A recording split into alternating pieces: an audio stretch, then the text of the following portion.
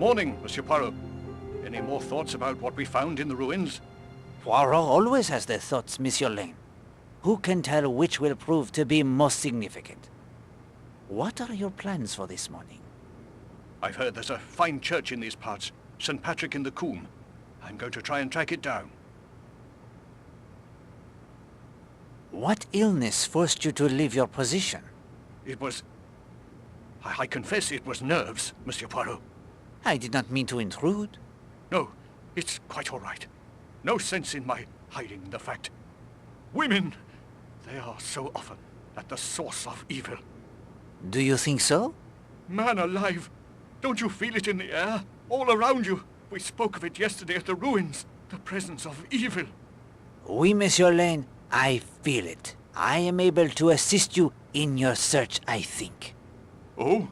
I found this pamphlet at the establishment of Mrs. Hughes in Leathercombe Bay. Oh, this is marvelous. And there's a map and everything. Let's see, it'll make a fine hike over the moors, too. Thank you so much. Monsieur Lane, I wonder if I may ask you the questions somewhat painful. Your kind gift has lifted my spirits considerably. I will answer if I can. Your church was near Brixham, I believe. Oh, yes, I had a small living there. Why? Are you familiar with Mrs. Potter's School for Young Ladies? Why, oh, yes, Miss Potter herself and several of the girls attended my church. Not as many as I would have liked, but some. Do you recall the Conservatoire de Dance near there? Oh, yes, Miss Brewster, who is stopping here, was an instructor there. Does the name Millie Parsons mean anything to you? The murder. Yes, it caused quite a sensation. A teacher at Miss Porter's was accused. No charges were brought. Simply the ruin of a man's reputation. He may have been misguided, even driven. But the Parsons girl brought it upon herself. Of that, I am convinced. And then, only a few weeks later, another murder. They must have been connected. And of that second crime, he was wholly innocent, I have no doubt. So what he said in a moment of weakness... What did this teacher say to you? I may no longer be of the cloth, Mr. Poirot, but I will keep the confidences learnt while I was still in God's service. Even if it allows a murderer to go free? Please! God must judge, not I. Tell me of the second crime. It received quite a bit of press at the time. Alice Corrigan was the name. Strangled, as was the Parsons girl. The husband was suspected, but again, no arrest was ever made. I'm convinced the two crimes were the work of one man. And a motive? Women are at the heart of many tragedies. In this case, they were the victims of tragedy. Can you doubt? They brought it upon themselves, through fornication, adultery, and godlessness. It is my nature to doubt, Monsieur Lane.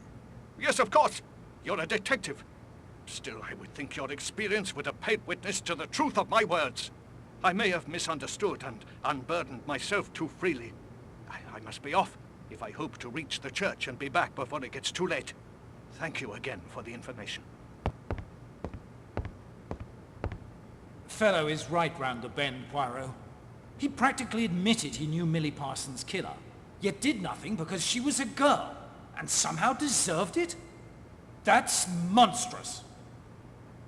It is true he appears to be quite selective when it comes to forgiveness and compassion. Yet it may very well be that decision to keep silent caused his breakdown. His pain runs deep, and the struggle, it continues. There may be hope for him still.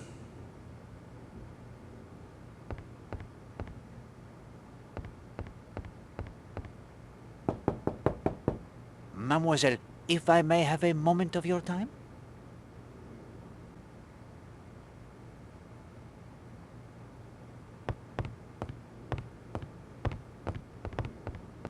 I only have a few minutes, Monsieur Poirot. I'm meeting Mrs. Redfern at Sanctuary Cove at 10:30. I will come straight to the point, mademoiselle.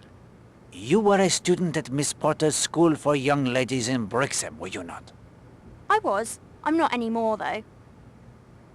Millie Parsons was a classmate of yours? Yes. A close friend? Nah, not really. We knew her, my friends and I, to speak to. She seemed a harmless sort. Rather sweet, actually. Why did you leave school? Monsieur Poirot, I like you, but I'm not sure you have the right to ask me that question. Did you know an instructor named Gideon Fell? Yes, we had him for anthropology.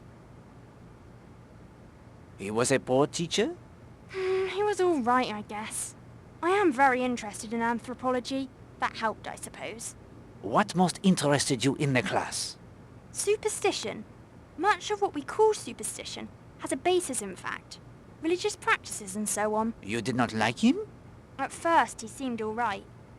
He took several of us to the picture show to see a horror film called Curse of the Islands. The film, it was frightening to you? A bit, I suppose. But I found it quite interesting, actually. But then he started acting strangely towards some of the girls. He was creepy. Always making comments to girls when he thought no one could hear. Complimenting them on how they looked. This interest, it was more than politeness? A lot more. Was he interested in Millie Parsons? She told me he had followed her once in the woods. He grabbed her wrist. When she tried to break away, he said how much he liked her hair and her frock. She broke away and threatened to tell Miss Porter. She said he looked at her with his face all twisted up. It was horrible, she said. Millie told Miss Porter of this incident? No. One of the other girls had already complained and she did nothing. She accused the girl of trying to make trouble for Mr. Fell because he gave her bad marks. After Millie's death, you said nothing of Mr. Fell? I did. The police looked into it.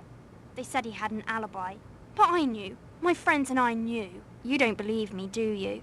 Au contraire, I have known many alibis that seemed unbreakable, only to shatter as easily as glass when the right force was applied.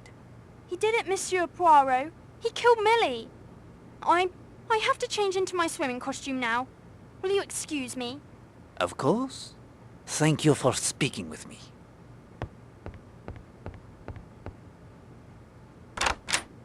I say, Poirot, do you think you can break this Fell character's alibi? If I can, Hastings, Miss Brewster and the police will have their answer.